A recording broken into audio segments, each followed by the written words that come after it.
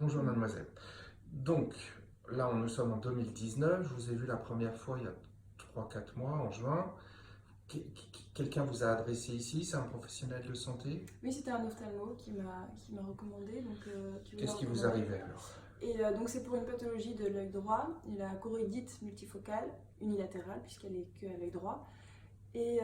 Donc c'est une inflammation de la choroïde, la dernière couche de l'œil, qui va venir abîmer la rétine, donc en provoquant des phosphènes, des taches lumineuses assez gênantes au quotidien, une sensibilité à la lumière du soleil aussi. Une fois que ces phosphènes s'arrêtent, il reste des taches, donc des cicatrices qui obstruent le champ de vision.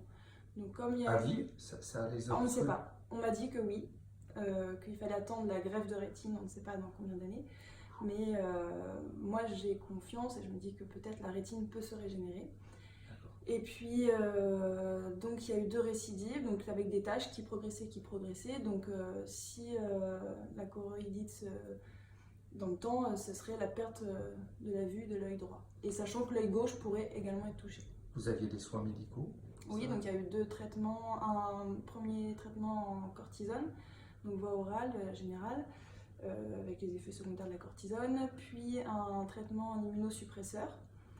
Ça c'était parce qu'on hésitait sur la voie de la maladie auto-immune. Et finalement les effets secondaires beaucoup trop lourds, que j'ai décidé d'arrêter.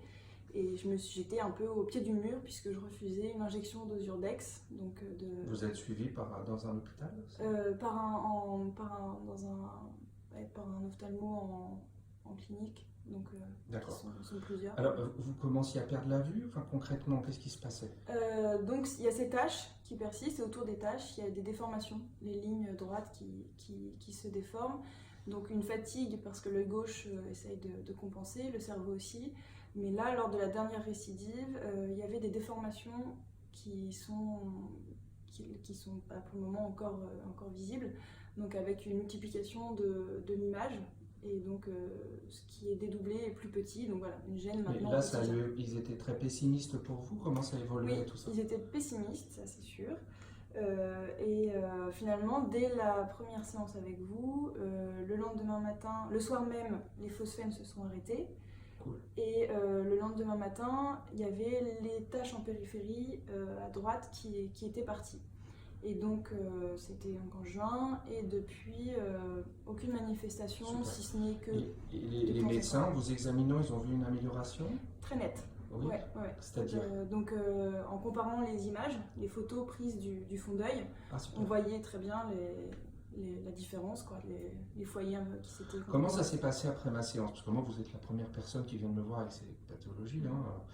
J'y connais rien. Donc, moi, j'utilise ma technique qui est une mélange d'hypnose et d'énergétique. Comment ça se passe? Ça évolue petit à petit depuis la séance?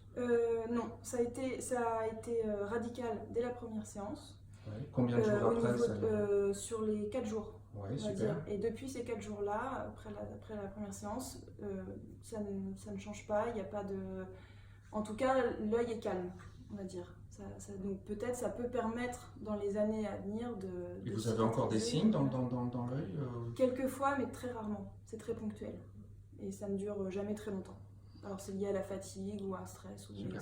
Il y a d'autres choses qui vont mieux dans le corps? Oui. Tout ce qui est respiration, gestion de l'effort, j'ai pu observer lors d'une randonnée en haute montagne cet été. Vous pouvez décrire un peu ce qui va mieux? Oui, alors c'est au niveau du souffle, c'est ce qu'on appelle le second souffle en randonnée quand on est dans un effort long et endurant comme ça.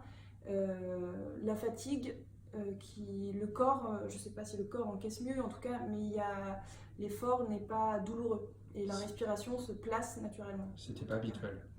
Non, avant, parce que ça fait plusieurs années que je randonne, et j'en bavais un peu plus. Cool, je vous remercie.